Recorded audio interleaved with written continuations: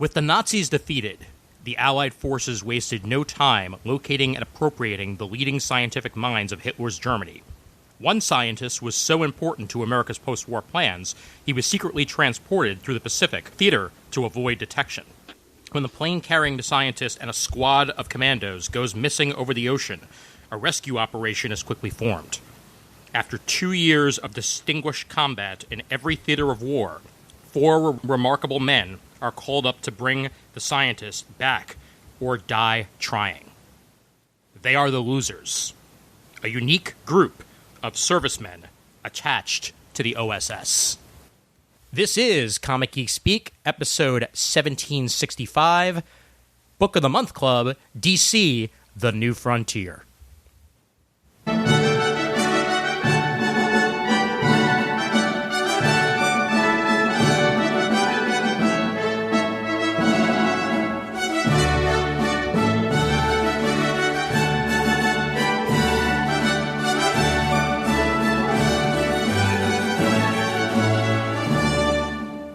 I'm Ian Levinstein. I'm Shane Kelly. I'm Adam Murdo. And I'm Chris Eberly.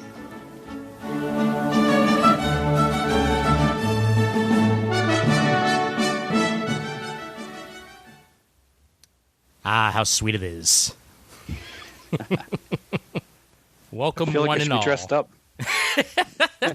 Hey, Hand me my monocle. Exactly. I'm somewhat dressed up today. I'm wearing my my Comic Geek Speak episode 300 shirt right now. Oh, wow. I figured they would get me correctly in the mood for tonight's proceedings. Well, we returned to our much beloved Book of the Month format. Obviously, we're not doing it monthly yet, but we're still endeavoring to make that happen eventually. Yeah, it's book of a month. You know, Right. It's not book of Yep, and we finally get to DC's New Frontier, a book that we have yet to cover here on the Book of the Month format, and happily doing so this time around. Indeed. Yep.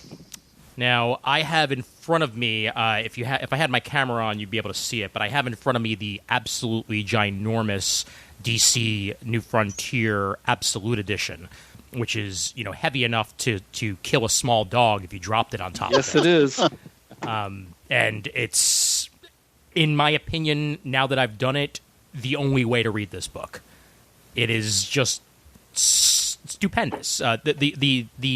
The way that they present it and the way you get to see Darwyn Cooke's artwork is absolutely stunning. I don't own that edition, but I had it many times over in the store and looked through it, and I still didn't know what you're talking about. It's a magnificent representation of the story. Yep, definitely. Now, I'll tell you what, I did own that edition, and I sold it a couple months, maybe a month before Darwyn Cooke passed away. And my intent was always to sell the Absolute Edition because it was, for me, too big, and get a nice hardback version. But I was in no real rush. However, once the announcement came that he passed away, I took the money I'd set aside for it. I went online and bought this nice hardback edition that I enjoy very thoroughly for the normal size it is. Not that the Absolute's not gorgeous. I prefer to be able to hold the book and read it comfortably.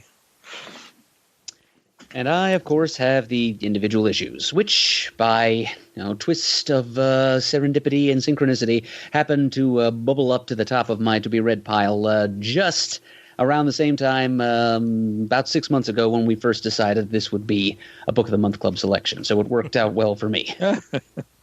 And I have the 2016 Handsome Softcover edition. Nice. Now, had we all read this before, except for Murd, obviously, Right. Had we all read through this at least once before tackling this time around? Nope. This is my first time. Ooh. Well, for me, I actually read this when it came out in monthly format. Mm-hmm. And what was exciting about doing this for me is that I had not read the story since I'd read it in the monthly issues. Yeah. So to sit down, and I actually read it twice in the past couple months, to sit down and read it essentially in one sitting or two was absolutely exhilarating, and just reaffirmed for me that this is this is one of the great achievements in the comic book medium, especially when it comes to superheroes in the 21st century. Absolutely, yeah. Oh, it's a fantastic tale. Yep. Yeah, I read it as it was coming out as well, Chris. So that was my first time through it. Was that 2006? 2005? 2004. 2004. Okay.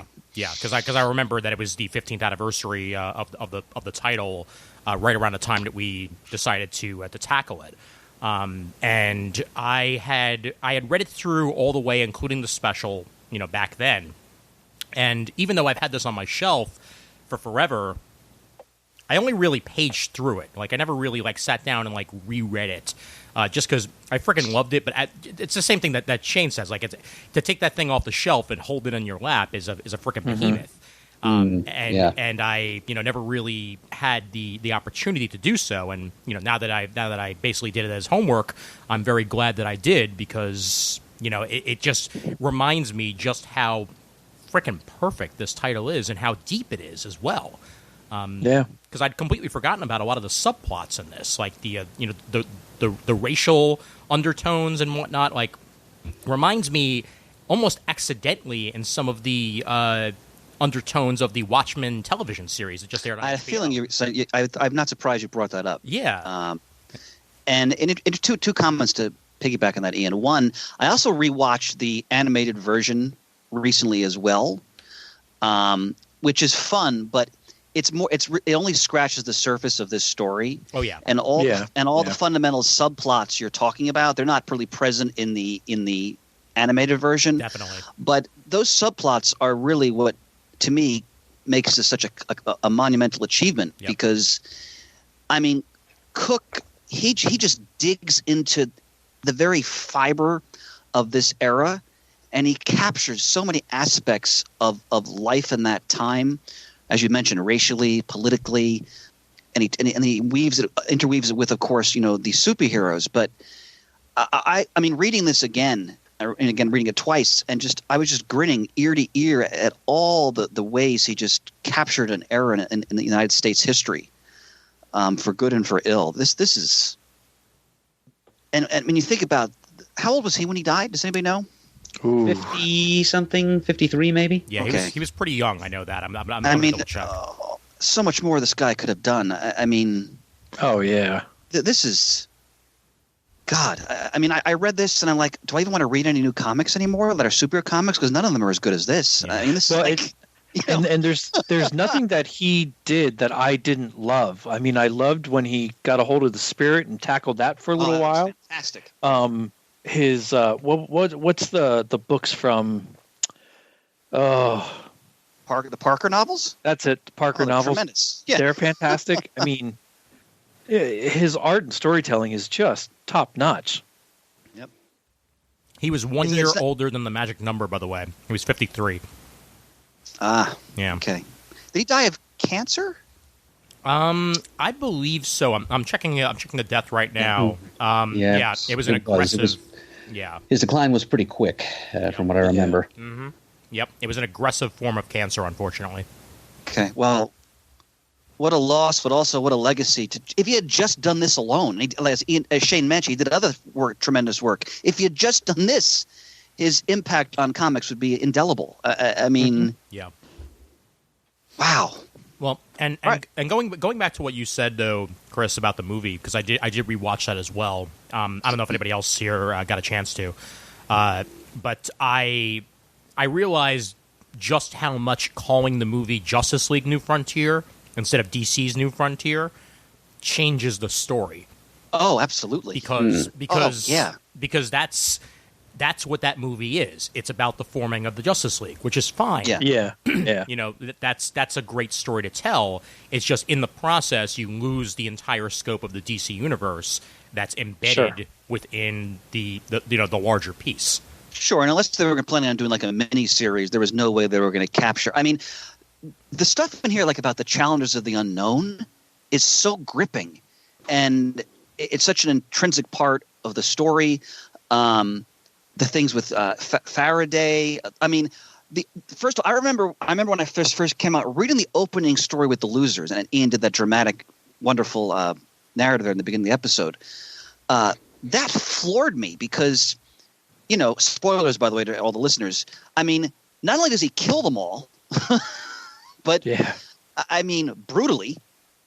And you really get a sense of the scope of what we're going to be dealing with when he just wipes out these long-standing, seemingly, invulnerable DC War Comics heroes who'd been around for decades. Mm-hmm. And you really get a sense of the size and scope of what the story is really going to be about. And just from that opening sequence, I was salivating, I remember, for the next month's story. And I was not disappointed at any point in time during when the miniseries was initially coming out. Oh yeah, sure, yep, definitely, yeah. And I've never really been very familiar with the Losers. There's a lot of like older comics history that I'm still negligent on that I need to go back and cover. And war comics have never really been my bag, but it's stuff like this that just reminds you of how important they are to the overall scope of comic books. And as well to DC history, because including them in to this overall arc just makes so much sense. And without it, you'd really be missing something key. And that's a very important point, Ian, and we've talked about this before over the years, is that DC's war comics are such a fabled part of that company's history. Yeah. And some of the best stuff DC's ever produced, I mean, in my humble opinion, has been some of their war material.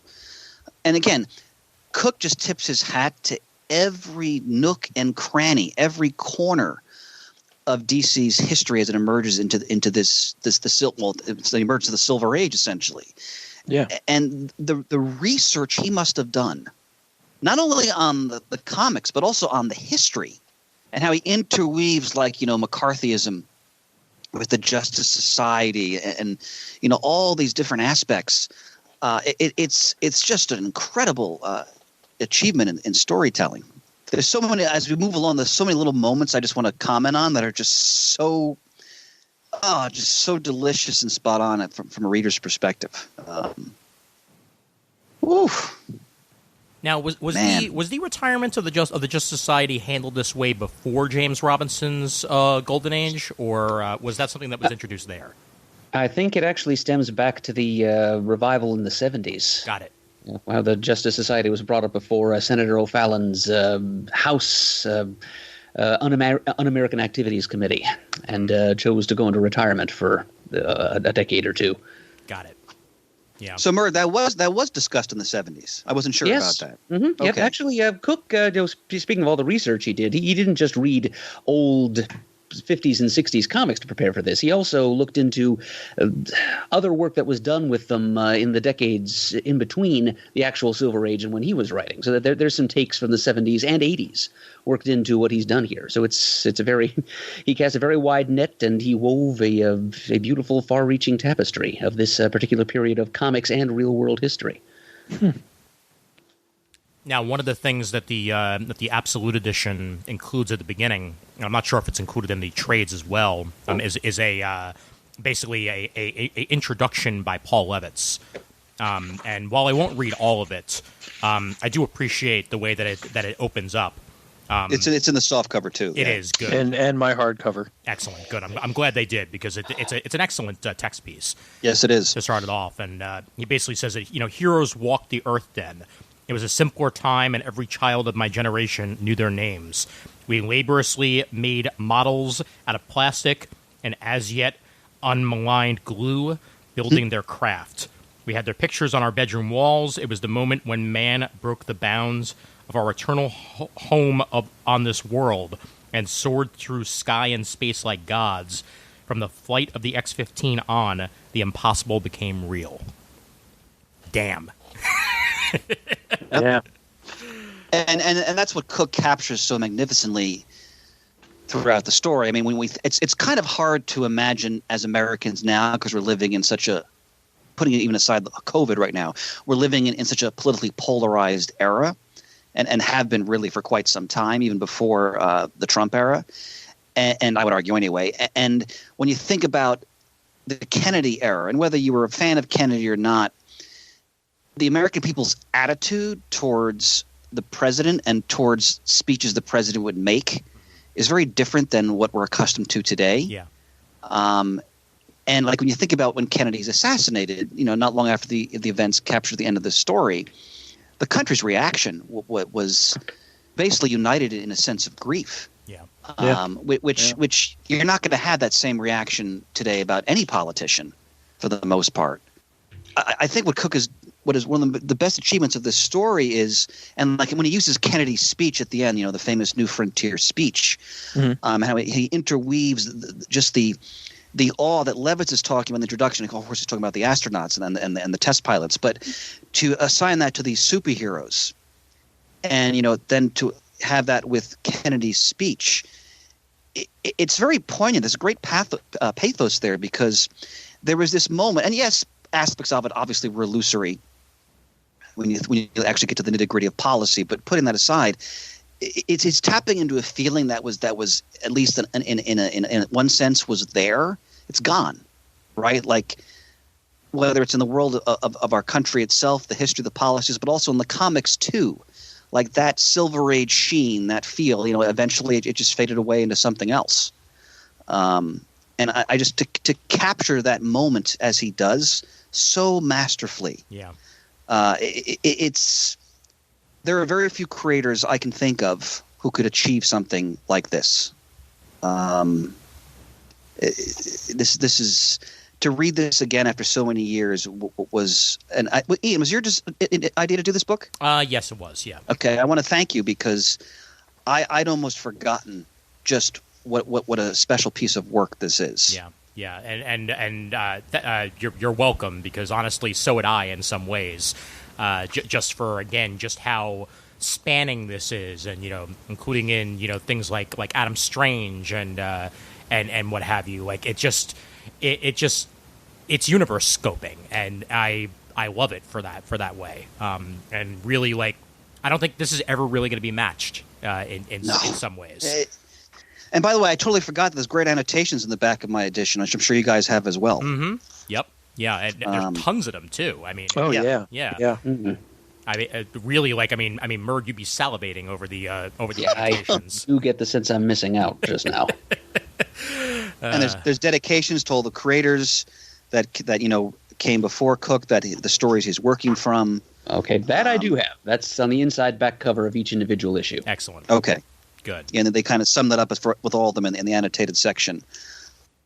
Again, I'm a little speechless, gentlemen. Someone jump in, but this is well. One of the things that I'll bring up is that, I mean, especially for the losers portion, like the fact that he manages to make that feel so real, even though they're literally facing dinosaurs. Like it takes a lot to pull something like that off, and he manages to do it in spades, and the scope of it. And what they're having to deal with makes perfect sense, because in some ways you could even look at the dinosaur as the analog, because I mean later on in literally a couple more pages you're going to see Hal Jordan deal with the actual enemy in war, and whether it's a dinosaur or whether it's the opposite side, there's always going to be that obstacle that you have to overcome, and war is not pretty, and there's going to be casualty. And we get that from the start, and we certainly get that, immediately afterwards.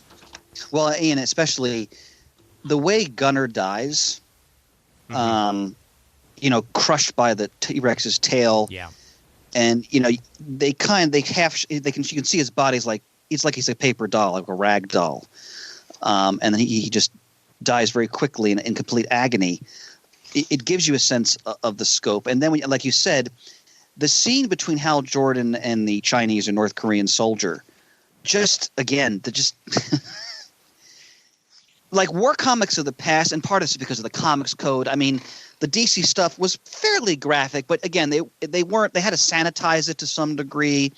A lot of the stories, pre-code stuff or Warner stuff, you get something very different.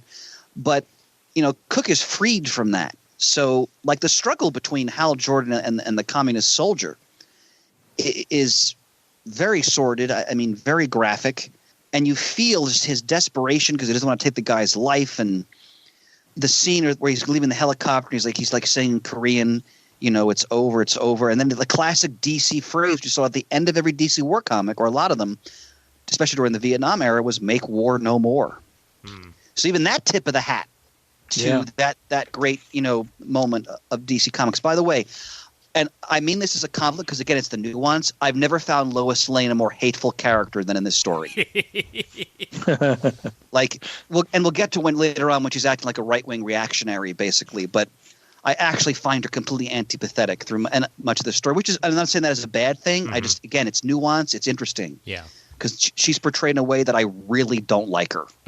Which makes me want to read more Golden Age and Silver Age stories just to see what I think of Golden Age and Silver Age Lois and whether or not it jives, Odds are you won't find her quite as interesting as what Cooke does with her here. Fair. I know that women were not exactly well defined for a while in comic books. No, they were not. And when I say that, I'm being celebratory. I love what Cooke is doing with Lois Lane, because she's part of the time, so she has certain opinions. Like I'm just gonna like as an example, I'm just gonna jump in very quickly. When they're at the nightclub before, is it Captain Cold? It's Captain Cold. Yes, it attacks the nightclub, and she's there with Bruce and I think it's Ace Morgan or somebody like that. They're talking about the JSA, who, of course, have, vanished rather than give up their identities. And she says, well, they may not be good Americans, but at least they have a sense of decorum. Whether you agree with Superman or not, at least he's standing for what he believes in, which is more than you two spoiled boys can say. And then Cooke draws Bruce Wayne's face in completely menacing shadow as he listens to what Lois is saying. And I'm like, wow, like Lois Lane, right-wing reactionary. The other one she's talking to is... Go ahead, Bert. The blonde person she's also talking to at that same moment is Oliver Queen. So you can that's right. It's Oliver Queen. Yeah. He's not taken too kindly to what she's saying either. Yeah. Lois, you're part of the John Birch Society. I mean, just fascinating. Just the way he approaches her character there. And going to the differences between the movie and the comic again, they're even apparent in that very scene, as you get a lot more with with Wildcat in the in the comic than you do in the movie. The one thing that I do appreciate that they did, and this makes a little bit of sense because they didn't want to use the actual person, is they changed his opponent from Cassius Clay, which it is in the book, to a made up boxer with the last name of Cooke. Yeah. And it's D. Cooke, so he's facing off against Darwyn Cooke, which was a nice touch, but I still prefer the comic version. I'd totally forgotten that it was Cassius Clay. Yep. Mm-hmm. Oh yeah, I totally missed that. Well done. Yeah. Yeah. No, he takes him down, and it's basically him saying this is my last hurrah because he knows that if he ever went up against him again, then he probably wouldn't be able to do it because he's freaking Muhammad Ali. So, what did we think? Because one of the sort of the narrative threads for this whole story is the saga of Martian Manhunter. How do we feel about the way Cooke uses the Martian Manhunter, especially as a foil for a lot of what's going on in America at that time? It's note perfect, like so much of what Cooke does in this story. The way he uses the Martian Manhunter, it not only plays into Cold War paranoia even better than the Manhunter from Mars stories did in the actual 50s, it also provides Cooke an ideal outsider's POV into the America of the period, which, after all, is only slightly less alien to a man from Mars. Well, it's only slightly less alien to us, I should say, than it would have been to a man from Mars at that time. It's just it's neat to see him encounter the nigh sacramental centrality of television, for example, to American. Oh, that's a great sequence. Yeah. I love that when he's flipping through channels, watching everything. Mm-hmm. And shape-shifting to match what he sees. Yeah. Yep. Yes, and then his little trip to the movies, which was a real communal experience, even for non-telepaths back in those days. So it's nice how he's able to bring that to light and how John Jones's interaction with things like newsreels and incredible achievements in art known as the cartoon, including some Max Fleischer Superman shorts. Sure. Yep. And Superman, you'll notice, is wearing a uniform much more closely based on the Fleischer Superman than any other in this story. Yeah. And the Bugs Bunny that he changes into is definitely, a very early Bugs Bunny design, which I appreciate. Yep. And actually, this sequence they recreated in the film too. They did, yes. Yeah, they did. They did a nice job with that. Yeah. I also found, and we're just we're kind of still in the beginning here, but this, because again, Cooke never forgets the epic quality that he always goes back to the fact that no matter how crude some of these early stories were based on our sensibilities today, there's always that epic quality that's always within them that he finds. And the scene where a young Hal Jordan meets, I think it's Chuck Yeager, in the bar, and like that scene gave me chills because they're setting up young Hal Jordan to become this larger than life aviator, cosmic aviator essentially. Just make it out to Hal Jordan. Oh, like you got to have like Cooke understands. There's a lot of the subtle, more nuanced, sordid moments like the way he's portraying Lois, but then you have these moments where like this is like the greatest goddamn superhero story ever. Like it's just it's so hard to maintain that type of balance. Yeah. And he does it. It's just, but and all like then the next page, then you have the death of the Hour Man. Mm-hmm. Yeah, which I did notice a continuity error that hopefully they've corrected in later versions. Do you guys have the newspaper piece directly afterwards, or was that just yes? Okay. Yep. On the text bubble inside of the or the text box inside of the Hour Man piece, they say that it's Gotham City, and then on the text piece they say it's Coast City. Text piece is Coast City, and you're correct. It still says Gotham City in the actual sequential panels. Yeah, yeah. Like a little pet peeve of mine as I was going through it. It's like, I mean, I'm sure that eventually they might correct it, but at the same time, it's been so long now, they might as well just go ahead and keep it. But I'm like, come on, man, choose a city. but the text piece. Go ahead, Mert. I'm sorry. You can lay it at the feet of Iris West's sloppy reporting. That's or fair. You could just say it's part of a government spin, because after all, we learn later on Rex Tyler's not really dead. Ah, good point, Murd. Good point. And the no prize goes to Murd. Wait a minute. When do we learn that? I totally forgot. Well, it's when King Faraday lays that trap for the Flash, when he sets up that dummy Gorilla Grodd, and he prepares to close the dragnet on Barry Allen. He tells him, we've got a nice little cell picked up here right next to Rex Tyler. Oh, I totally missed that, Murd. Well done. Yeah. Well, that text piece is so important to the story because, again, Cooke has really done his homework. He talks about Roy Cohn, who was Richard Nixon's hatchet man in the Senate hearings. In fact, Roy Cohn later became an legal advisor to Donald Trump. And when Trump was going through some of his legal issues, he was heard to shout, "Where's my Roy Cohn?"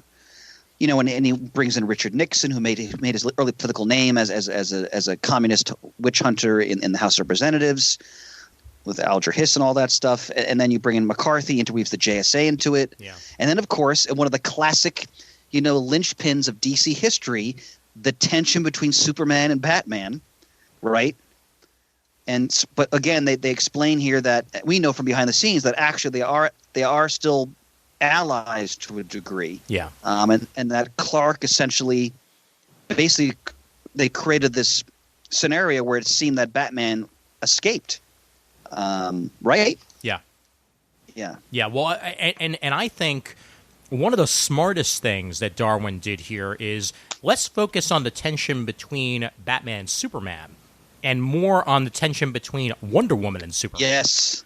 Yeah. And they're completely, opposite views on society and who to follow. Well, that scene's really important, Ian, because Wonder Woman is a warrior.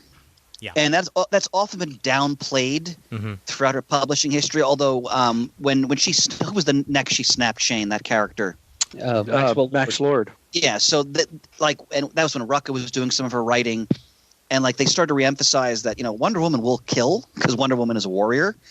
And for me, one of the most important scenes in the story is when they're in what was then called Indochina, Vietnam, and Superman arrives and she and the women she's free to have, massacred, you assume, all these Viet Cong.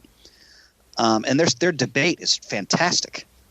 And that's another thing that the movie actually did very well. Was the back and forth. And I mean, mind you, having Lucy Lawless be the voice of Wonder Woman was probably the most on the nose thing of that entire movie.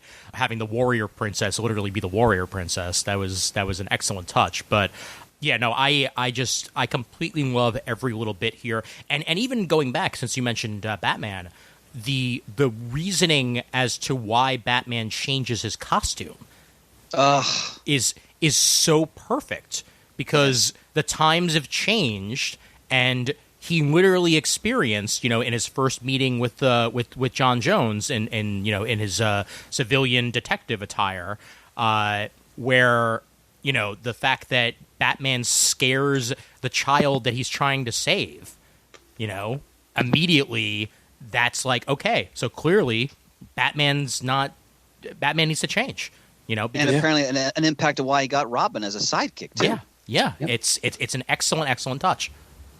Oh, there's that one page a little bit later in the books where Batman and Robin, it's a full page. Batman and Robin are standing there and Superman's coming in, kind of landing aside of him. It's a gorgeous page. Yes, it is. Yeah. I'm jumping back to Vietnam for a second. I want to read one of the Wonder Woman's word balloons here.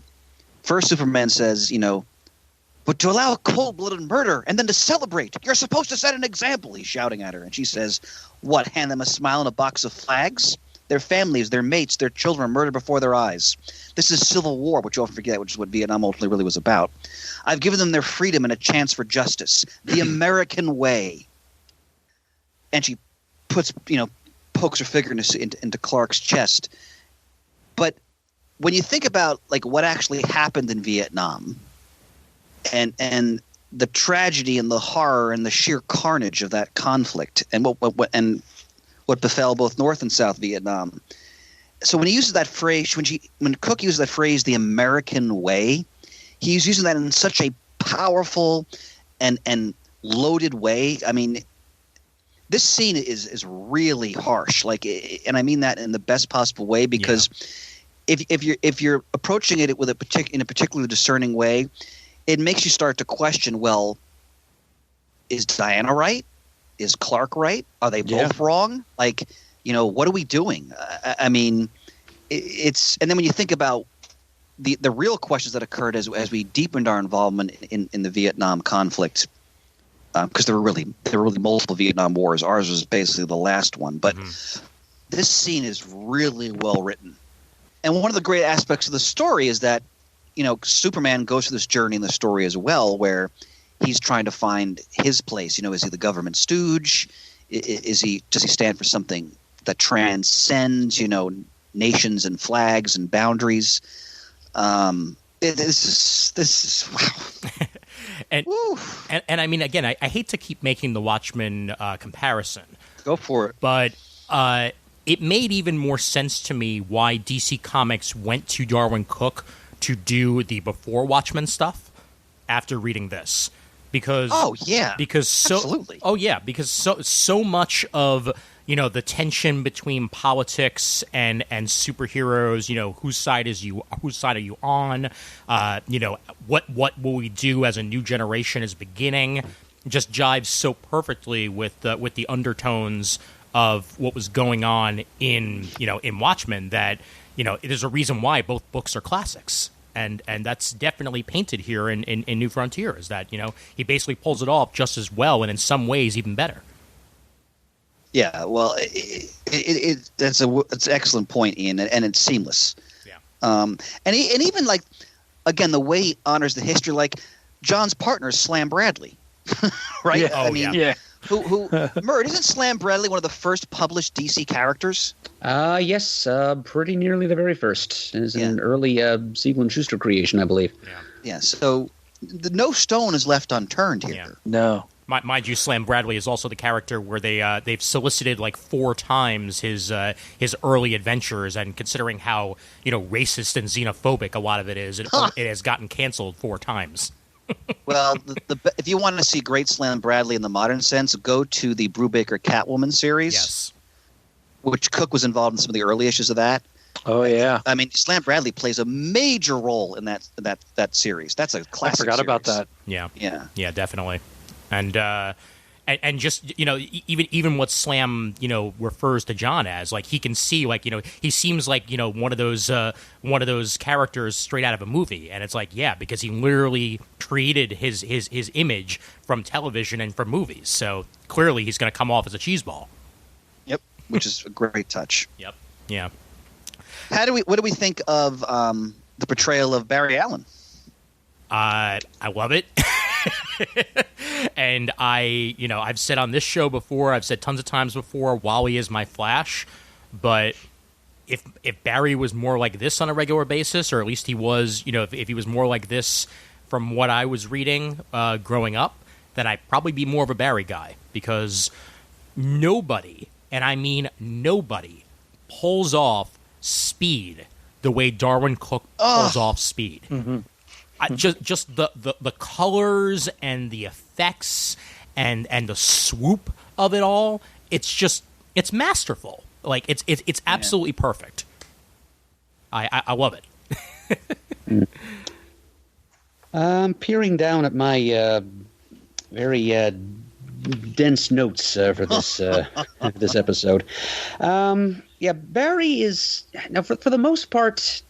I'm really very impressed with what Darwyn Cooke did with all the many different characters and genres of comics that emerged in the early years of the Silver Age in this story. I was able to weave most of them together into a tapestry and give most of them adequate time in the spotlight. There is kind of he disappoints, if at all, mostly by omission for my money. I.e., I wish he had done more with such and such character. And Barry is kind of on that list. He wasn't shorted as badly as some other people I could name, like Adam Strange or Qatar Hall and Shea Rathal, who get no play whatsoever. But what I have to say here about Barry, Barry is the spirit of Speed, or possibly the sprite of Speed, as in like an advertising mascot, for an era obsessed with it. His race to Vegas in issue number 2 stresses disembodiment, the ethereality of his powers, and casts him as an elemental being of Speed. It's a bit of a shame about his chauvinistic possessiveness towards Iris, though, and also his general stiffness of personality. If only Cooke had seen the same symbolic value and utility in Barry as he did in Hal. They really deserve to be the dual vehicles of this plot, since, after all, they are the two characters that really drove the emergence of the DC Silver Age and the reemergence of the superhero therein. So, yeah, this is really, by and large, a Hal Jordan story more than it is anyone else's, but I wish we could have seen at least as much of Hal and as much of Barry, that is, and as much development of Barry as we did of Hal. Good point. See the two of them come into their own as heroes side by side. Instead, whereas the whole miniseries, among many other things, at its core, it's a 6-issue long origin arc for Hal Jordan. It would have been nice if we could have seen more of that for Barry instead of just one panel of him getting struck by lightning, and the next time we see him, he's already in costume. Yeah. I think what he was trying to go for with Barry was more the relationship angle with Barry, because Barry and Iris as a duo definitely plays heavily into the plot here, but I also definitely understand where you're coming from, or that we could have used maybe a little bit more building on that aspect. But I do appreciate just how much they drive home how firm their relationship is, and the fact that Iris always knew makes me very happy, because they paint her as intelligent. Right. Which I like to see in my female characters, as opposed to damsel in distress, woe is me. They didn't go that route with Iris, and I like that a lot. Yeah, she's a reporter. Exactly. Yep. Yeah. And in some ways, she's literally the complete opposite of Lois, if you think about it. In the scope of this, they're both reporters, but they're both very different reporters. And speaking of the women in the story, I was so impressed with his take on Carol Ferris. Talk about a strong character, because she's running and she shuts down sort of Hal's gentle chauvinism when they first meet. Like, I run the company, and but what's great is Cooke doesn't forget that Hal Jordan is ultimately this devil-may-care charmer, and that's always there. And she's charmed by him. She says, 2 glasses. When they're basically having their job interview in a sense, but I agree. I mean, a lot of this book, the core of this book, a lot of it, I mean, it's Marcia Manhunter and it's Hal Jordan basically, and the origin of Hal definitely another one of the key narrative threads that takes you through the whole story. Yeah. I was also, again, as I mentioned before, because I'm looking at that sequence, I'm really impressed with how he used the Challengers of the Unknown in this story. Yes. Because we often forget that the Challengers of the Unknown were a Simon and Kirby creation. When we think about like what we'll call the Atom Age, the 1950s in terms of comics publishing, space stories, high adventure. Think about them or the Sea Devils or Cade Carson, all these different characters. They were really tapping into something that was in the pop culture zeitgeist at that time, and Cooke really gets that and emphasizes it in the way he uses the challengers. In the animated movie, they're there in the background, but they have no real role. Mm-hmm. But right. Here, they're really important to the story, and it really makes you appreciate the place they have in the DC universe, going back to that time, sort of right on the cusp of when the Silver Age is going to be borning and the Flash and all that. But their place is very important as well. So now I got to tell you, after reading this again, it made even more sense to me just how much, and I mean, it made sense before because, again, I read the Amalgam Challengers of the Fantastic, where they literally combine the Fantastic Four with the Challengers of the Unknown. Just how much of the DNA of the Fantastic Four are in the Challengers of the Unknown. And, how much of it was clearly borrowed, from the, that the Challengers were borrowed for the Fantastic Four. It's incredible just how much of it they got away with stealing, because it's all there. You had the same creator for both concepts. Sure. So Kirby goes over to Marvel. Right. And we've done Fantastic Four Silver Age spotlights, go back and listen to them. We go into all that history and the creator controversies and so forth. But whatever Stan Lee's impact was, which was significant, especially when it came to the voice. We've talked about this many times. Oh, yeah. But you're right, Ian. The concepts, the jumpsuits, the dynamic between the characters. Okay, there wasn't a woman there initially, but in the Challengers, what their purpose is.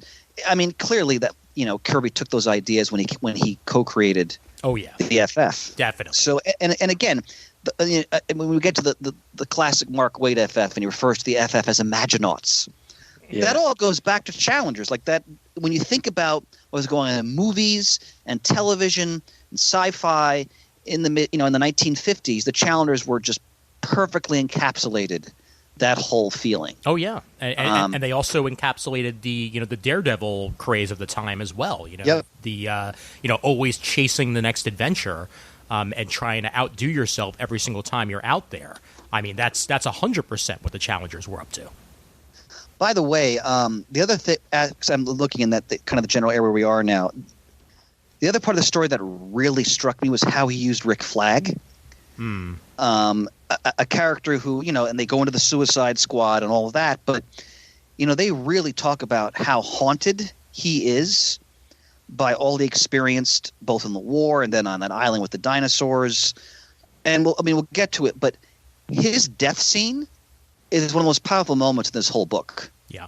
And that's kind of glossed over in the animated version, because in the movie, like in the comic, you really appreciate and feel the Flag's place in the story, his history, and the sacrifice he and I think her name is Karen? Yeah, and Karen Grace are making. Mm-hmm. It's very poignant. God, he was an amazing writer. Yeah, yeah. Murd, what'd you think of the whole Rick Flag thing? Well, I agree with Chris that it was a very graphically powerful scene. I mean, Cooke's art, particularly, just the images by themselves, even if there were no first-person captions from Flag in there. And Flag, by the way, this is kind of a creative liberty that Cooke takes. Rick Flag's last name is spelled F-L-A-G in the regular comics. But I guess he was influenced by Chaikin's American Flag by doubling the G. So that's another one of the 80s influences I mentioned earlier creeping in here. Good point, Murd. Good point. But yeah, I think it felt a little bit hollow to me. It would have been better if we'd seen a little bit more. And this is one of those sins of omission I mentioned earlier. If we'd gotten a little bit more prior to that death scene from Flag's own point of view and maybe from Karen's point of view, if we'd seen but in their own terms, what they meant to one another before their death. All we really get about Flag is what other people say about them, whether it's Faraday or the Hal's fellow jet jockeys with whom he's gossiping about them. I kind of wish that we'd seen more inside of Flag from Flag's own point of view. I don't know, like every single character is so perfectly well formed in this that I like the fact that nobody's straight up evil, like nobody's painted as straight up evil. Even the ones that you think earlier on are, perhaps angling to be that way. Faraday's a good example. Faraday is a perfect example. Yes. That they have, their dark sides, but they also definitely have their light sides, and especially with the way that Faraday deals with John. It's just very striking to me that Darwyn is able to paint multiple sides so beautifully throughout this entire piece. Well, that's where he finds the complexity, the nuance, and just the kernel of greatness in all these characters and these concepts. I mean, look at the scene where Batman confronts John in his apartment.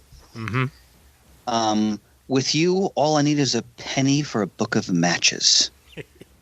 And look at John's eyes. John's like an alien who could like flatten Batman. He's terrified of him. Yeah. And again, Batman's just a human being. He's just a man. But there's something about the gravitas of that character that even a Martian who is basically on a level with Superman is intimidated. Oh, it's a great moment. It really is. Yeah. And that moment is actually done well in the animated version too. Mm-hmm. Actually. Yeah. Most stuff with the actual Justice League is done well with the in the animated version. It's just, again, all the side stuff that really suffers. Yeah, and actually I'm glad you pointed that out, Ian, because to listeners, if you haven't seen the movie, read the book, and the movie's enjoyable. Like I don't mean to suggest it's not. It is. It can't capture all the nuance that we're looking at here. No. Like the next scene where Lois is meeting with Eisenhower. Not Lois, I'm sorry, Wonder Woman. And she's so disillusioned by the politics. I mean, Nixon's there, who's Eisenhower's VP. And they're basically giving her a medal and then telling her to go away. So, yeah. It's like, here's a piece of tin and it'll make you feel better. And how many times in history do you see those moments where, something amazing seems to happen, and then the sort of the humdrum of the politics reassert themselves and kind of peel away that glossy veneer, and then you see, the far more complex reality of the situation. So definitely great stuff. Yep. You guys, I'll be right back. Keep going. I'll be right back. Okay. All right. Sounds good to me. Now, when we got to the John watching the newsreel, did you all hear a newsreel voice in your head? Because I mean, it's kind of impossible not to. Yeah, I actually gave voice to that newsreel voice in my head and read the captions aloud. Excellent. I wouldn't have expected anything less from you, sir. But. Yeah, I'm glad that they incorporated newsreels in one way or another into this piece too, because again, it makes the times just fit so much better, Oh yeah, it's an important part of what happened back then. It was the only way people got any news in a lot of ways. Yep. Mm-hmm. Yeah. As John observes in that very scene, it beats the TV reporting of the day. It was in its infancy. And I'm sure you may have gotten some good reporting via radio, but the Cronkites of the world were still very much getting the hang of it, and you weren't going to have your Edward R. Murrows and what have you until a little bit further on. So that's just the way the world worked, and television becoming a new thing and what have you. So yeah. And that newsreel was the perfect way to introduce both John and the readers to the newly uniformed and incorporated challengers of the unknown. Definitely. Yep. Yeah. Which, and I didn't remember that they were downplayed in the animated movie, because they, as Chris said, they're a very important part of this story as Cooke laid it down. They're really a must for any treatment of early Silver Age DC, and they stand in here for a whole subgenre of adventure storytelling that happened in comics at the time, of the team of more or less plainclothes, non-superpowered adventurers. Mm-hmm. And the way Cooke treats them here, they're kind of like I'm going a little grandiose here, but they're like the military-industrial entertainment complex writ small. They're like heroic archetypes of the day. The scientist, the heroic pilot, the daredevil entertainer, and the athlete/entrepreneur in Rocky Davis. And they really hit Rocky's entrepreneurism and supercapitalism harder than his role as an athlete and prizefighter and all of that. He's kind of the money-conscious and also womanizing dickwad in this story. And I'm kind of wondering why we're being so unkind to him here, but I guess somebody had to be the heel, just to remind people of the downside of ideas such as those that the Challenger is supposed to be standing for here. I feel like he needs that like monogrammed and hanging from a wall. Just that description of him. Like I think that would make perfect sense. Well, yeah. Yeah. And Red Ryan, man, you got to love his beat dialogue, because he's the tragic, disaffected youth of the beat generation. He's like James Dean, Jack Kerouac, and Evel Knievel all collapsed into one. In my head, I hear Ned Flanders' parents. Yeah, I can't hear that because I refuse to watch any episode with them in. That's not a backstory that I appreciate. That's not the kind of parents Ned Flanders would actually have. Understood. But I did at least watch a few of them, and it's hard not to hear that, man. Oh boy, yeah. Well, the Challengers really don't play into the movie at all, Murder. Just to the point where, like, after rewatching it, you realize that it is even more so just the story of really Hal, Barry, John, Superman, Batman, Wonder Woman. Like that's it. Well, and that's something I know. I watched the movie quite a while ago, probably when it first came out. Yep, I remember. I think you were present when we watched it in Brian Deemer's old basement. Yeah, very, very likely. And from what I know of when we used to talk about it back then, the book and everything, and the way everyone talked about it, when I watched the movie, I mean, it's great, it's entertaining, it's well done, but it's lacking in a lot of stuff that happens in just like you said, a lot of stuff that happens in the book, and it is just about the Justice League. Yep. Then to go and read this now, finally, to know all the subtleties, all the excess of characters that are in it that play such a more important role than what the Justice League characters do, it's impressive. It's just an impressive piece of work from start to finish. And as a reminder to the listeners, that would be Comic Geek Speak episode 393 from March 14th, 2008, where the crew reviewed the New Frontier DVD as it was released. Talk about some nostalgia and history right there. Yeah. Good. I should listen to that to remind myself what I thought of that movie, because I've forgotten almost everything about it. Well, the one scene that I remember is Batman. The one that Chris was mentioning earlier, when Batman and John Jones are confronting each other at John's apartment, and Batman makes the crack about a penny for a book of matches. Yes. I remember being disappointed in the delivery of the voice actor. Okay, I didn't think I thought he blurted it out too quickly. He didn't, really grit out the words for emphasis the way I thought Batman probably would have in that scene.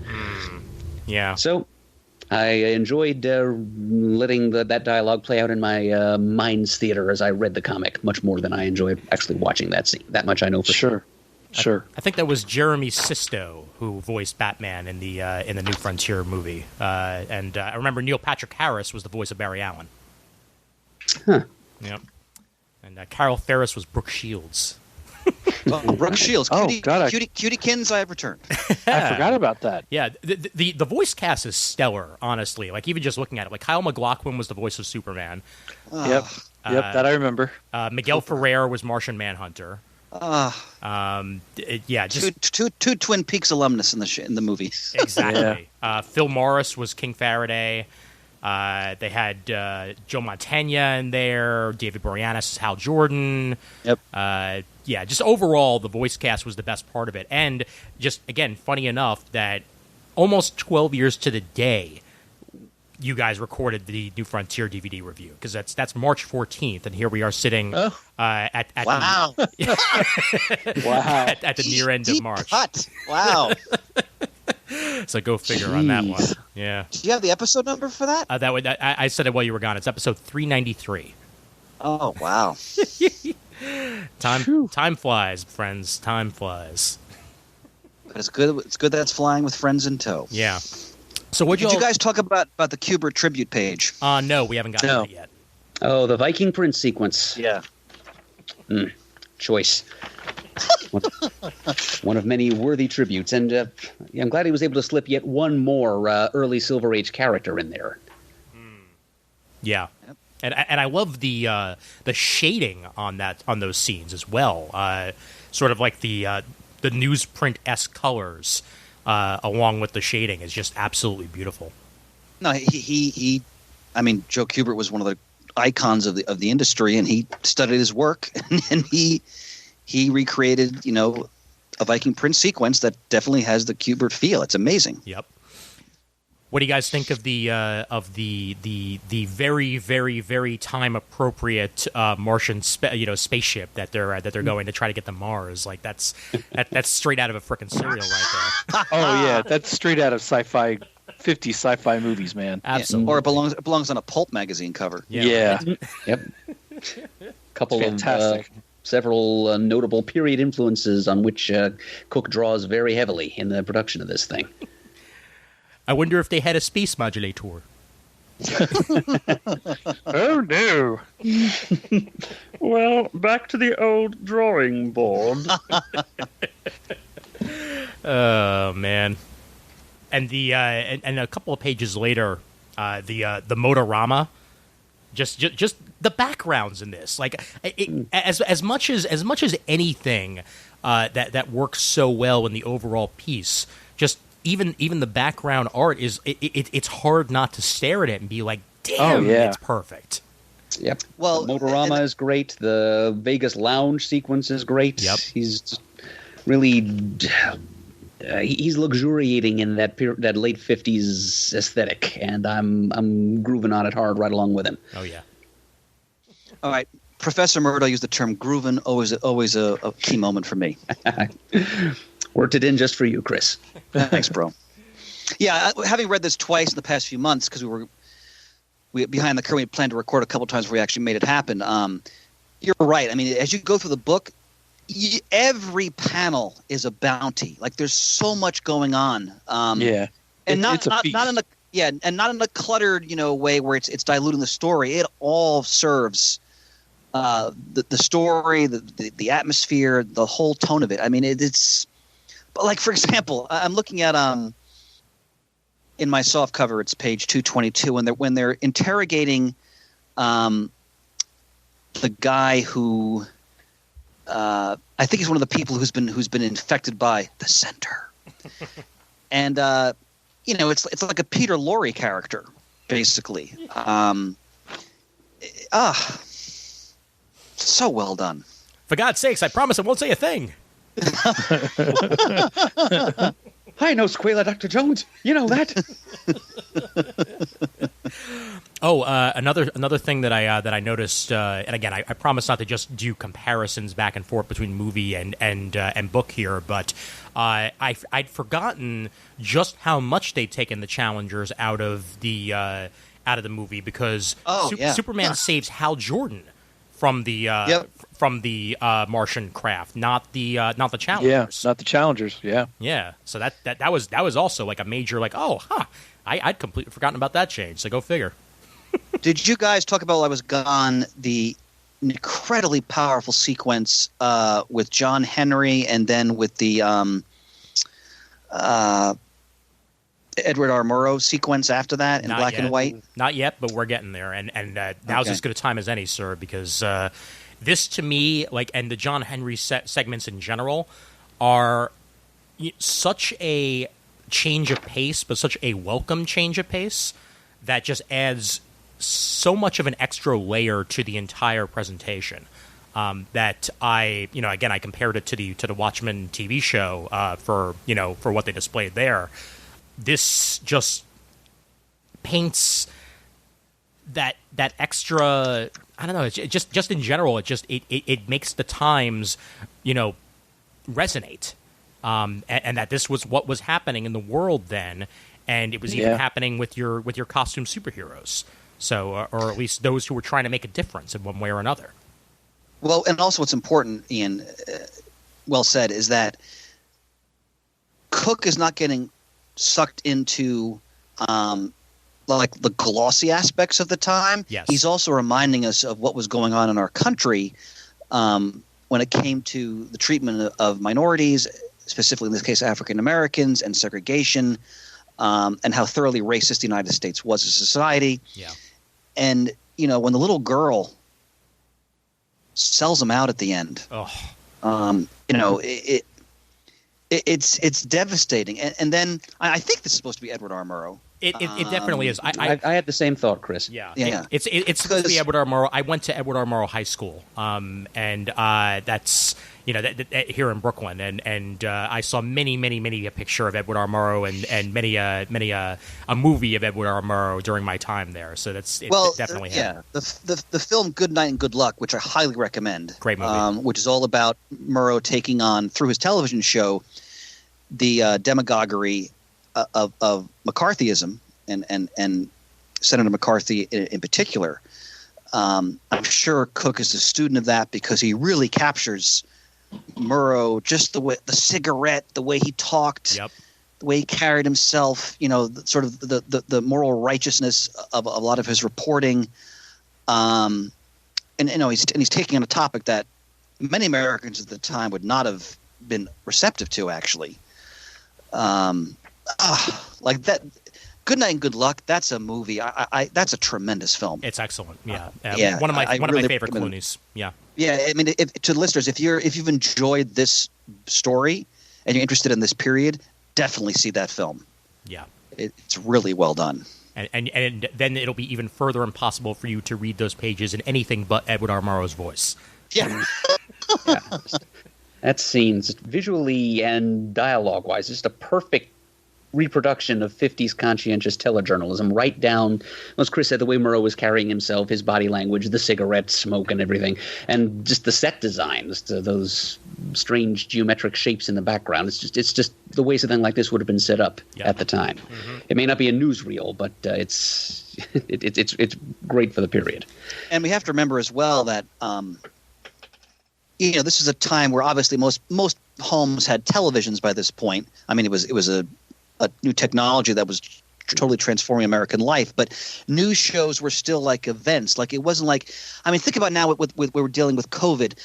I'm so sick and tired of even turning on the news on the television because it's a constant din of these talking heads with their opinions and enough.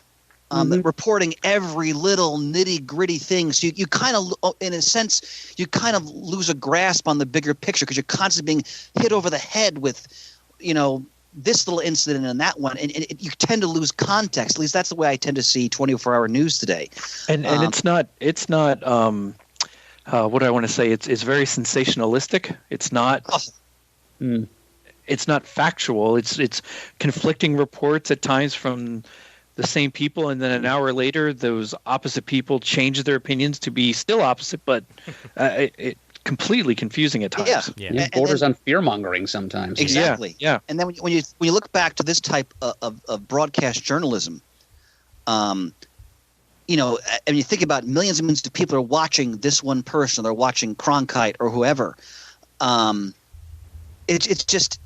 Again, I don't like to romanticize every time period has its issues. And the 50s had plenty of issues, which Cooke is referencing here in these pages that we're talking about. But boy, do I miss someone like an Edward R. Murrow. Because, I mean, there are people out there who are like that, but to find them in the din. And you really see that now as we deal with the pandemic. Sometimes my wife, I'm like, just turn it off. Like, I don't need to hear about this single statistic that happened in this one place, because the cacophony, you lose a sense of like the bigger picture and like the big themes and like what's actually happening. And we're past the time, as is displayed in the book, we're past the time where literally everybody is watching one person speak the news. Yeah. Because there's so many different news channels out there, and there's so many ways that we do it, whether it be on YouTube, whether it be on Comedy Central. The fact that I get a lot of my news from the Daily Show, like I says a lot about the way the world is today. But as is painted on the next couple of pages, seeing, Metropolis, Philadelphia, Gotham City, all standing there watching in one form or another, Edward R. Murrow speaking these words. And one of the few times we get to see Clark Kent in this comic, and by God, is his Clark Kent perfect. Yeah. Amen. Just paints home the just how important the words being spoken are, even more so. And when the Flash goes on TV, and he makes a statement, the whole country's watching, and you're watching it through Martian Manhunter's eyes. And just the fact that, to go back to this point earlier, that John Jones, his indoctrination into American culture is the television, which was, at the center of popular culture at that time, and those handful of channels. So, because I was just reading about. I've been doing some reading on Vietnam lately for teaching, and also for my own history podcast that I'm working on. And I was reflecting on when Cronkite, when the Tet Offensive broke out in '68, and he went on TV and he basically said, I'm paraphrasing, but he basically said, this is a stalemate, we can't win. And the impact that had on media, and this one guy making this statement. Today, like you guys said, you have a gajillion different people, all driven by the need for ratings to get up there, and they're giving their 2 cents, and it's the contrast is just fascinating. Yeah. So. And then a few pages later, to mention COVID for hopefully the last time on this podcast. No. Trust me, not your fault in any way. It's the world right now. We're going to mention it. But looking at those Paradise Island scenes, God, I need a vacation. Just everything about that looks so damn relaxing. And I already have to cancel. I was gonna be in Pensacola for a few days, and Atlanta in a few days come spring break, and I'm gonna wind up having to cancel that because of the world right now. And damn, I just want to be on a beach with a Mai Tai so bad right now. Well, Ian, I eventually I hope you'll be able to return to that. Hell yeah! But we're in the same boat. We planned a vacation in early June for the first time in 3 years. Mm-hmm. And we're probably going to end up having to cancel it just because of everything going on. Yeah. If the schools stay closed much longer, the kids will be going to school still to the end of June. Sure. We can't pull them out for a whole week after all this. It makes perfect sense. Well, Shane, your kids are doing online learning, aren't they? It starts Monday. It hasn't started yet. No, Pennsylvania had it where if you couldn't assure that every kid had the same access, they weren't doing anything, but now they prepared for it, and starting Monday their school district will jump on board to start doing online classes.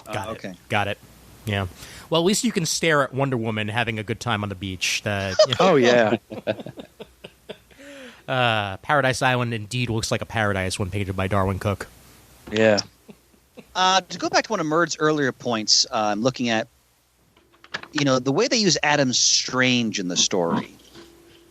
Murd, you were dissatisfied with that, correct? He's one of a few characters that I thought were underserved here. He was. It's a creative take that Adam Strange comes back from Planet Ran with stories of, jeweled cities and giant monsters and all that. It's logical that he would be thrown into Arkham. But it kind of reminds me of how Mark Waid and Alex Ross misused John Jones in Kingdom Come. Just about every other major DC icon got a big role to play in that story, and poor John Jones was portrayed as a raving mental patient. And that's exactly what's happening to Adam Strange. And funny bit of synchronicity here, that's kind of the same angle that was being explored in Andy Diggle's 2004 Adam Strange miniseries. The Planet Heist story, which was an early precursor to Infinite Crisis, because we saw Adam Strange in Gotham City, and he was being examined for mental problems. But yeah, I think it would have been nice if Adam Strange, being such an important figure in DC's publishing of the period, he was like the flagship character of Strange Adventures, and he's also a space explorer. It would have been nice if we could have had him in there as kind of a counterpoint to Hal Jordan's own obsession with outer space and getting there. Adam Strange got there himself, although he was shanghaied there, basically. And just a fun contrast between an archaeologist's point of view, a person who studies the past and old things, versus Hal Jordan, who's kind of a personification of like jet age and space age progressivism. It would have been neat if we could have seen more of Adam Strange kind of like that. Well, and I wholeheartedly agree, not only for everything you said, but my own selfishness for wanting to see him draw Adam Strange more in this time period. Mm-hmm. Yeah. No, it's a good point. But hey, at least we get some Adam Strange today, right? Right? Oh, yeah. Sure. Yeah. The other thing I wanted to bring up that was probably the most drawing part of this entire piece for me was watching Dr. Seuss do what he did to himself. Oh my God! It was disturbing, but it was very creative. Ian, I totally didn't even catch that. Well done. Yeah, Theodore Sneasel. Yep. the Cat in the Hat and the basically the Horton Hears a Who analog and what have you. That was a bit. Well, the center will not be denied. That is true. That is true. God, I can't believe I didn't catch that. I missed the poster on the wall. Oh God, again. Yeah, and again, that Cat in the Hat on the right-hand side was the dead giveaway for me, and I'm like, oh my God, you did it. You did it, Darwyn. You made that happen. I thought the whole sequence with the rocket ship and Superman and the Challengers trying to save them, the art is amazing.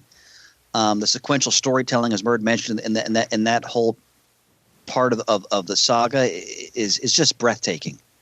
The tension he creates, the drama, it's an amazing just sequence that culminating in that scene where Superman is flying away as the ship explodes with all the weaponry on board, saving the two members of the Challengers. It's breathtaking artwork. Oh yeah, and John saving Faraday like that was just it was pitch perfect. Yep. And by the way, when Faraday mentions Marie, he means Marie, the French resistance fighter, right? Mademoiselle Marie. That's what I thought. Okay. Another DC war character. Yes, right. Exactly. That's what I thought. Okay. I thought Faraday was one of the most interesting characters in the story, actually, because as you guys mentioned, he does a lot with him, and he reveals the nuance and complexity of the character. And when he's sitting in the graveyard totally crestfallen with the painting, it's powerful storytelling. I also appreciate the Bishop 6 handle for Superman, because in my head I'm just thinking King the Bishop 6.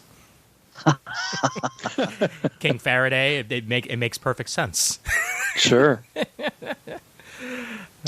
What did we think of how he shows Hal meeting Enub and Sor and all that? I think it's perfect. I think that it's another. Pretty much every single origin that's portrayed in this is the way I see it in my head now.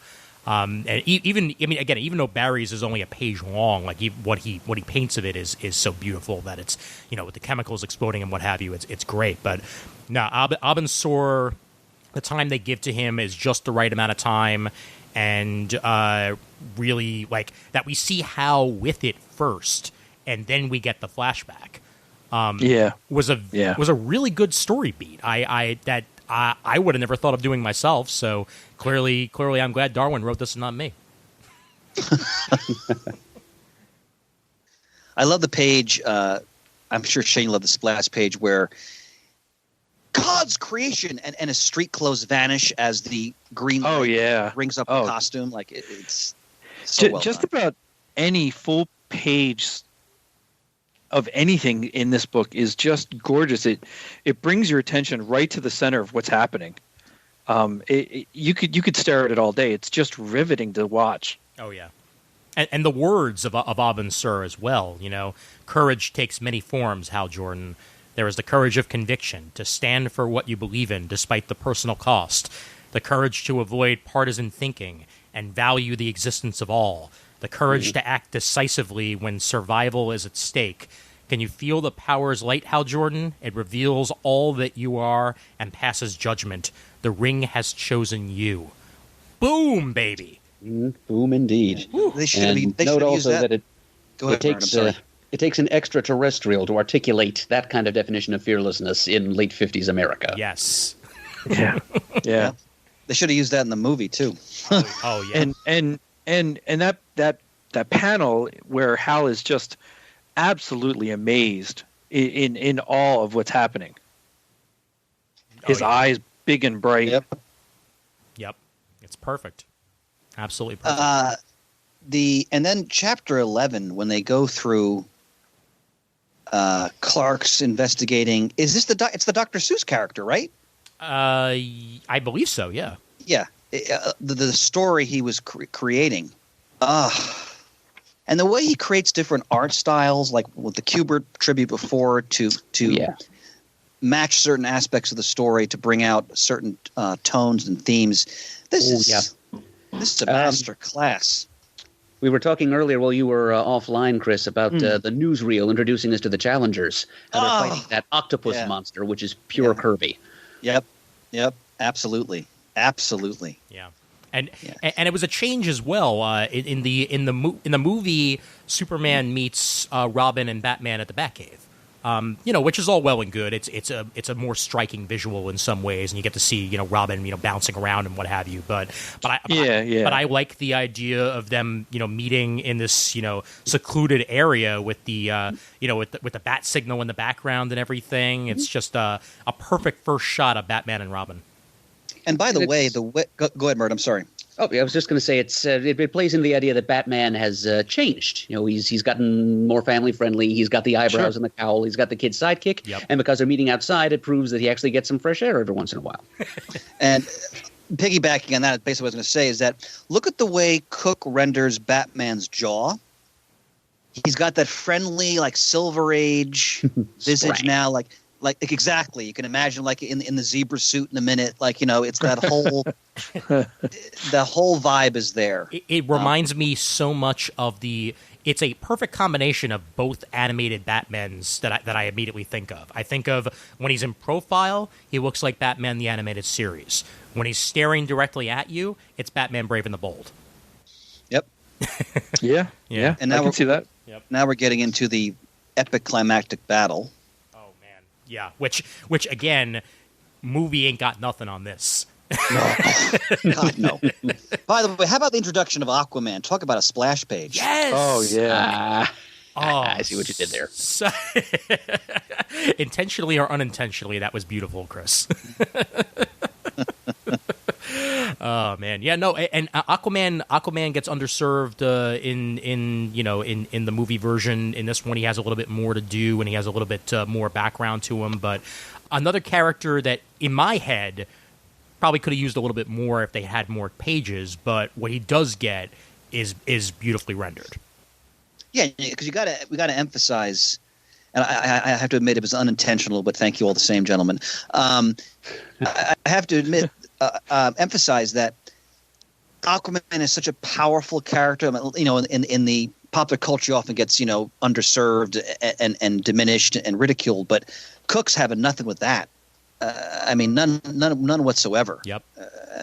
This is a powerful being. Yeah, this is a look at all that he can command, all that's at his disposal. And he saves Superman later. Yeah. So. I also love the way they portray the invisible jet, in that it's really invisible. Yeah, it looks just as ridiculous as it should. It does. Its definition is created by Diana's bloodstains inside of it, which make it a little less ridiculous all of a sudden. Yeah, and I still prefer the Super Friends white outline. Oh, of course. But yeah, yeah. No, the blood is like, oh, so hey, I thought it was supposed to be an entirely invisible jet. What's that? Oh no. No. Yeah, and going, it's a little creepy. go ahead, Shane. I'm sorry. And It's a speaking little again, creepy. speaking again to how he captures certain moods with the art, the footage of Lois in the helicopter as it's going down, like that staticky black and white. You can imagine like this jarring broadcast of someone who's like in the midst of the storm, and then you go to the next crackle. page. Yep, and then you go to the next page, and you see the sheer mass that is the center. And Navy jets being tossed aside like they have no weight or solidity. I mean, it's wow. And there's like an aircraft carrier being thrown about like it's a toy. Yeah. Tremendous. Yeah, that may be my favorite single image in the entire miniseries, Chris. Can we also focus on the fact that Red is covered almost entirely in bandages from head to toe, and he's still fighting. He's still in there in the jet, like Challengers of the Unknown, man. Like that is what they are all about. Well, they're on borrowed time. They're on borrowed time. Yeah, right. I thought the 2-page scene, word in chapter 13, between Barry and Iris is really well done. Oh yeah, it kind of goes to the core of their relationship and those characters. Yeah, that was the going back to what I stated earlier. Like it's much more the origin of, I feel, Barry and Iris than it is the origin of the Flash that's portrayed in this book, and this drives home even further that they're a solid relationship that is based on truths, and it's also based on reality, which is like, I'm not stupid. I know what you are. Go out there. It's what you got to do. And also, I mean, imagine if Cooke had been a movie director. Oh. Because, like, for example, page 328 in my edition, Green Arrow, Sea Devils, Blackhawks, like, boom, boom. Like, there's this constant kinetic feel as he just introduces one exciting concept after another to get a sense of the scope and the epic scope of what's happening. And it goes through land, sea, air, just like you would say, I don't know, some mantra over land and sea and air. Yep. The kiss between Hal and Carol is the most perfect image. She's wearing the Jackie Kennedy hat. Yep. So great. It shows his history in animation as well, because that's what we would call a key frame. Like that is definitely a key frame. Oh, that's a good point. Good point, Ian. Yeah. Beautiful. Well, and I like on that page where Carol's running after him. Are you not even going to say good? Don't you even care? Nope, too late. He's kissing her. Like everything that she wants from him is all summed up in that one kiss. After everything that's built up between them up to this point. Yep. Now, what do we think of Martian Manhunter's superhero look in this? Because it's not quite the Martian Manhunter that we're used to seeing.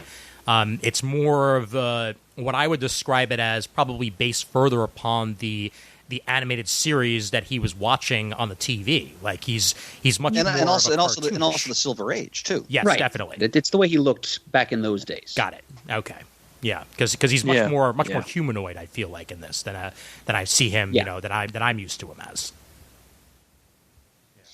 Yeah, the idea of his less human-looking true form that dates back to like the post-crisis era. Got it. Yeah. Oh, and then the 2 seconds that we get of our favorite Immortal in a cage. Vandal Savage there, like, Faraday, don't be such a dim-witted fool. I, too, am receiving premonitions. I have been to this island. Faraday, do I look retarded to you, Savage? Shut up, Savage, or I'll gas you twice an hour. So great. And then Superman comes into his own, creates a sonic boom to get everybody to shut up because they're all bickering. Yep. And then he gives a patented Superman speech that is, beyond country or party or boundaries or flags. It's when you think of Superman as like standing up for truth and justice. That's here right in this moment. Right. I will no longer be party to any form of oppression or persecution. So yeah, and at this point, he doesn't even know if one of his best friends is going to survive. which makes this whole fight even more important to him. That they take down this thing that may have killed one of his oldest and best people that he knows in his life. At that moment, he starts to take a lecture a couple of lectures that good friend gave him in years past to heart. And he regains some of the spirit of 38 in that moment, you might say. I mean, there's too much of this. Chris mentioned earlier that he's portrayed for much of this story as the straight-laced, establishmentarian government stooge, which is how too many people, I think, see Superman. They don't remember what he was like when he first came on the scene at the dawn of the Golden Age. Yes, he was a non-sanctioned vigilante. He clashed with the police. He did what was right, whether it was what he thought was right in service of a greater good, whether it was legal or not. And he's coming back to some of that ideology, inspired by what was modeled for him by Diana earlier in the story during that speech. And then he flies off and is immediately smacked down by the center. Although a great light moment when he meets Marsh Bender, and Marsh Bender goes, "Likewise, sir, I greatly enjoy your animated adventures at the cinema." I feel like that's something I would say if I met Superman. I enjoy what you have to say, and I'd like to subscribe to your newsletter. Bird, what did you think of how well put, Ian, of how they use the magical characters in the next couple pages? Glad you brought that up, Chris, because it is one of my peeves about this story, actually. It's one of the creative decisions by Cooke that I found less satisfactory. And there's a few characters that I thought were underused. I didn't like the way he used Captain Cold, just the whole Liberace acolyte's robe direction he took him in. I thought Carmen Infantino's character design for him was perfect, and I don't know why Cooke decided to try to reinvent the wheel with Captain Cold. But then there's also the little mad tea party that the sorceress or supernatural characters have on the moon while all of this is going on. While I'm grateful to Cooke that he at least acknowledged the continued existence of these characters in his bright, shiny, science-driven Silver Age, and that he gives some rationale for why they don't get involved. I'm really not all that satisfied with said rationale, and I really don't like the way he characterizes the Phantom Stranger. And, Billy Batson seemed a little bit off, too. I'm glad he was there. It demonstrates that the original Captain Marvel and presumably the rest of the Fawcett stable of characters are a part of this reality that Cooke has created. I didn't see Billy talking quite the way he did in that scene. And Zatanna is something more than just a cocktail party hostess, all right? She should have spoken up a little bit more in that scene. And the Phantom Stranger was just a total dick to the Spectre and Dr. Fate, who, in my mind, were completely justified in their attitudes. And the way he just his snideness, his high-handedness, and his general reasoning. I don't buy his rationale for non-interference, but I really don't like the way he just kind of superciliously sniffs at the Spectre and Dr. Fate for saying maybe we should be doing something about this. So the scene had some whimsy to it, but it left kind of a, and I'm glad that that Cooke did something to explain why there's not more of a magical presence in the story, but the execution wasn't what I would have done. Two things that do work for me in the scene, though, Merc, because I agree with almost everything that you said there. The way he draws Billy is perfect with the beady eyes and what have you. Excellent touch. And wolfing the ice cream is also something he would do. Yes, that's exactly where I was going to go. Stop wolfing your ice cream, Billy. Yes, Miss Zatanna. Yes, that was definitely Billy. But the stuff he said before that sounded like it was Shazam speaking through him. Yeah. Or Solomon speaking through him. Okay, maybe I've just solved my own problem. I like how they brought Ray Palmer into it shortly thereafter. Yep. And then Adam Strange gets his moment where he starts to play a more of a pivotal role in what's going on. Yeah. And I agree. I like what they did with Ray Palmer here, but he's also on my short list of characters I wanted to see more of. Yeah. And in the movie, suddenly it's like, oh hey, Adam Strange is here too. Okay, great. Yes, great. Yeah. It's like, where'd you come from? Like, I was in the back. Like, all right, okay, great. I was at Arkham.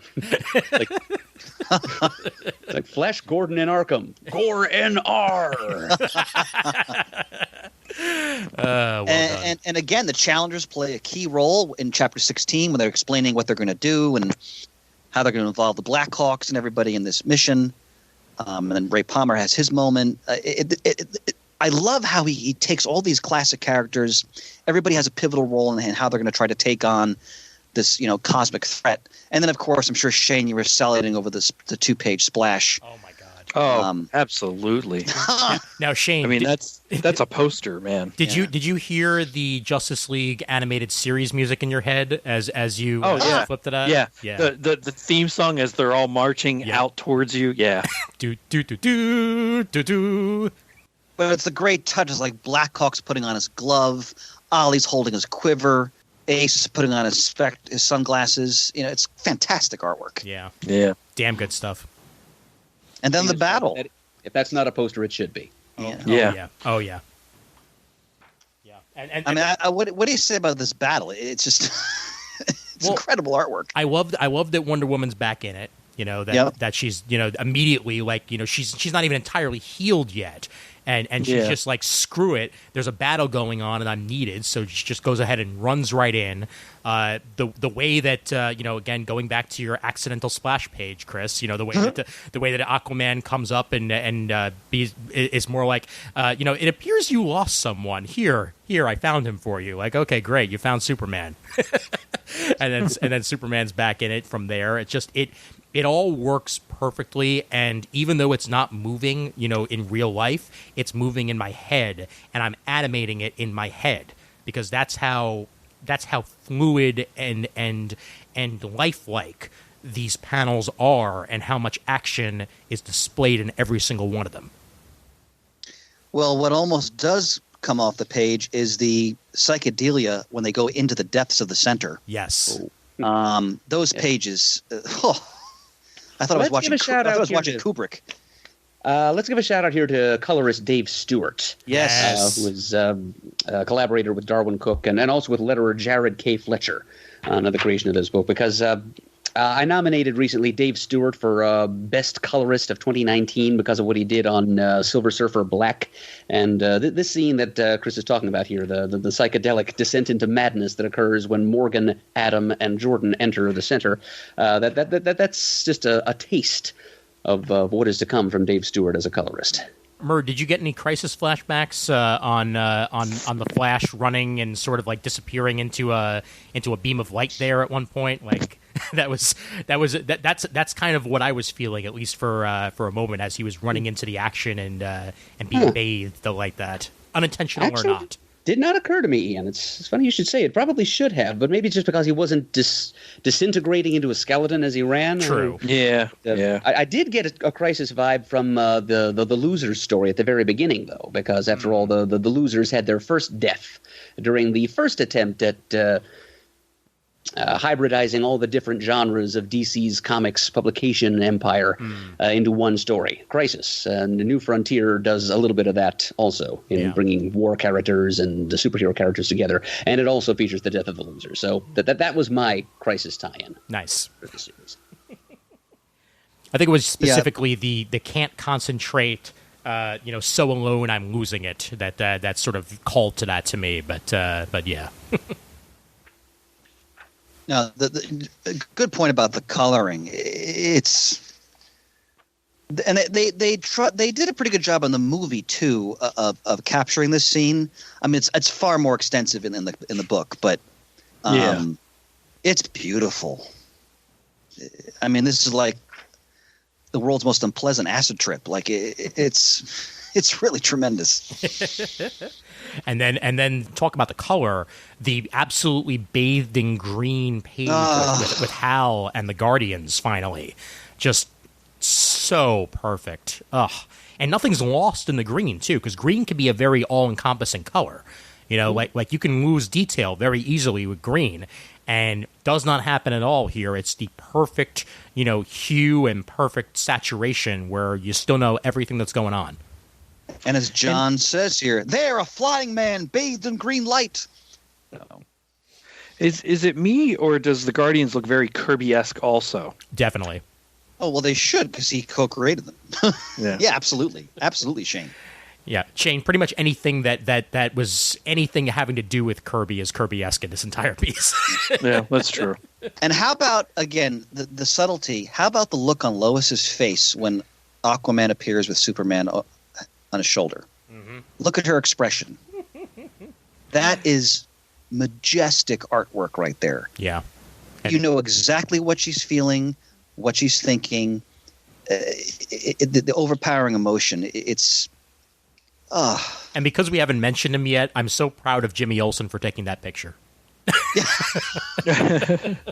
Well, there's a great scene earlier on when Jimmy Olsen chastises Rocky from the Challengers for being flippant about Lois's grief over the apparent death of Superman. Yep. Yeah. Mm-hmm. Yeah. Yep, definitely. Yeah. And then, once we're all said and done, the epilogue, which the epilogue was the special, correct? I'm trying to remember whether or not that was. Yes, I believe so. Okay. Yeah. And I'm pretty sure. And really, like, that just, further paints the picture of the Silver Age more than anything else. It cements the, everything that happened after the fact, where Wonder Woman winds up, where Superman winds up, and, the eventual forming of the firm Justice League, and, of course, having that amazing shot of, them taking on Starro. Just love it. It all just culminates beautifully. So between the page that's the 2-page spread that's 1, 2, 3 pages before with all the heroes running, flying to the right, and then you get to the Starro page, just fantastic. Oh yeah. And in the animated film, they actually use some of these exact panels, like Lex in his factory, for example, for the closing of the film. The page on the full splash page where he shows the Metal Men. Yep. That's Adam beautiful. Strange, Flash, everybody. Yeah. And my little bit of 90s thrown in there because the fact that John Henry Irons is sitting there on the grave of John Wilson, aka John Henry, reading the comic book is a perfect moment. Right, and let it not go unremarked upon the lengths to which Cooke had to go to address race conflict and civil rights in this story in terms of an age of comics that completely ignored it. He had to invent a Silver Age precursor to a 90s character. Good point. Yep. Yeah. Good point. Yep. Mm-hmm. Yeah. Well, the black and white only water fountain panel. Again, he's not pulling any punches. He's showing the light and the dark, so to speak, of this era and the challenges that the country was still facing. It's and just when Jimmy Olsen says, here they come now, it's going to be okay. So great. Yeah. Yep. The only thing I wish we'd gotten more of, just because we only see him in like the couple pages before then, I wish we'd gotten more Metamorpho, because damn does Darwyn Cooke draw a good Metamorpho. Yeah, he does. And you know what, Murd? You're right. There's not one reference to Hawkman. Yeah, just we see little images of them flying in this group shot, and that's it. Mm-hmm. Yeah. He's as important as any other Silver Age introduction here. And another one of those Golden Age characters reincarnated. And so part of me is also surprised, although he was mentioned, that we didn't actually get Jay Garrick at all during this, because it's not like Jay Garrick disappeared. He retired. And I could easily have seen him being a part of, at least The Gathering or something like that, and perhaps putting his hand on Barry's shoulder and being like, I'm happy to have you take over the mantle or something like that. That would have been a nice extra touch in there that only exists in my brain. Right, a Flash of Two Worlds moment. That would have been perfect, Ian. You are right. Yeah. Yep. And almost I would have heard him say, "You got this, kid." Oh, yeah, definitely. Yep. Yeah, I like to think, and this also is kind of headcanon for me, but I like to imagine that eventually, if he had lived longer, Darwyn Cooke would have revisited this world and done like a prequel to it called DC The Old Guard or something like that. Because I would have loved to see his take on the Golden Age. What kind of wartime America preceded this sort of divergent Silver Age that he's created here, and how many Golden Age characters Cooke could have crammed into that. Yeah. Yeah, Murd, my friend, there are two artists that left us way too soon, and all the what-ifs in my head of what could have been for them still exist. And it's Mike Wieringo and it's Darwyn Cooke, because the two of them just the amount of energy in their works and also the creativity in their works, just there's a who's who of like what could have been had they been with us longer, and unfortunately that was not to be. I mean, Wieringo, I'm lucky to have a page from his Fantastic Four run with Mark Waid as a Dr. Doom page. It's just absolutely stunning. That guy was a tremendous artist. Yeah, and again, the annotations afterwards are kind of amazing. I'm not going to go through them here because if I did, then we'd have 974 more minutes of this podcast. But oh yeah, it's a fantastic back matter. Yep. But the one thing that I will touch on, since we did mention the John Henry stuff, is the annotation they did have for the Ballad of John Henry.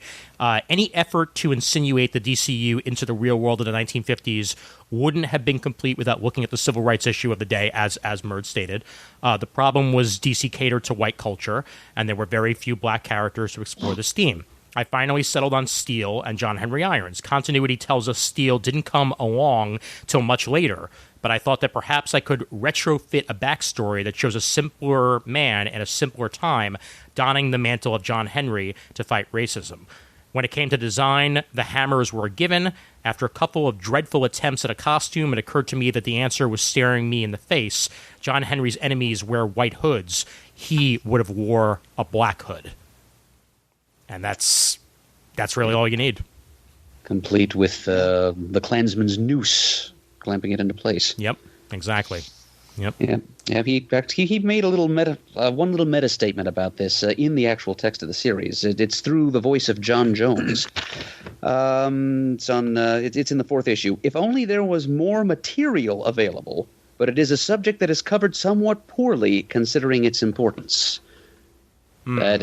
That's John Jones talking about how little he could find in mainstream media about race relations back then, and it's also Cooke commenting on how little or nothing he could find about race in the DC comics of that day. Oh, yeah. Yep. On a little note I see here, and it makes sense that Cooke designed Hal Jordan after his favorite 1950s actor, the great Burt Lancaster. Sure. Sure. Okay. Originally patterned after Paul Newman by Gil Kane. Fantastic. Also, originally, Flag and Karen were going to die inside the center at the end of Book 6. But he said he had a point in the story where he needed a big event to keep the forward physical and emotional motion. And Faraday had grown into something important, so he decided to give Rick and Karen their own special moment earlier on. Oh, so is that how we ended up with Captain Nathaniel Adam going on the suicide run inside the center? Yep, you got it.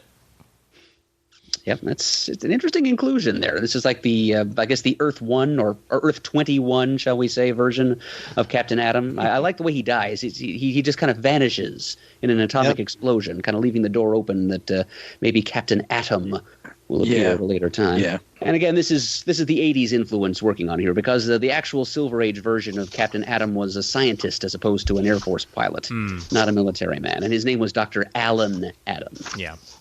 Well, that's the good thing of technically out of continuity stories. You can do whatever the hell you want. By the way, Ian, the Justice League special was actually Chapter 10, The Greater Good. I was just going to ask that because I got to the rest of the back matter where I'm flipping through. Thank you for the correction, sir. Yeah, and that goes into a great confrontation between Superman and Batman, and how Wonder Woman intervenes. And again, this is obviously taking place before the events of New Frontier, and how they're going to form their alliance. Yeah. So it's in all the collected editions. Nice. Ian, your collected edition, your absolute. Yep. What are the pages like? Like what are they made out of? Is it a glossier kind of paper? Well, first off, they have that smell. So I'll just go ahead and point that out more than anything else. They're not really that glossy, actually. Going through them, I wouldn't quite say they have a matte finish to them, but they're not like super glossy. That's what mine seem to be too, and I love it. I absolutely love it. Yeah. No, it doesn't. It basically just allows you to soak in the art more than anything else. So that was an excellent call on paper stock there. Yep. And but my version smells spectacular.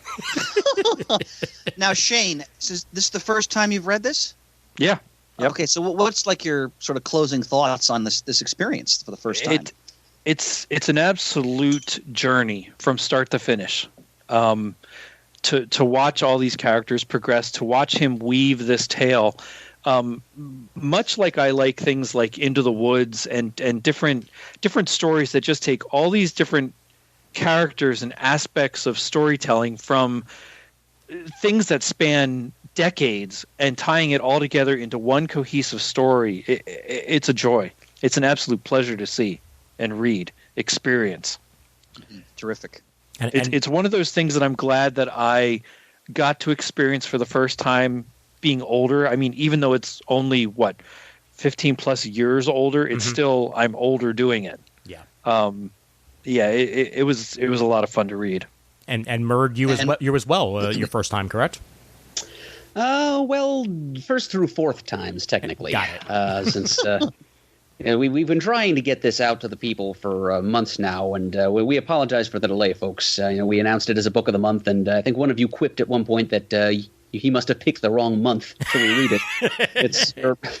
We apologize, but life happens, stuff happens. I think you all get that. Oh, yeah. But every time we tried to schedule it, something would go wrong, and we'd have to reschedule it again. So I've reread the thing like 4 times in the last 6 months or so. I've really gotten to know it like a friend.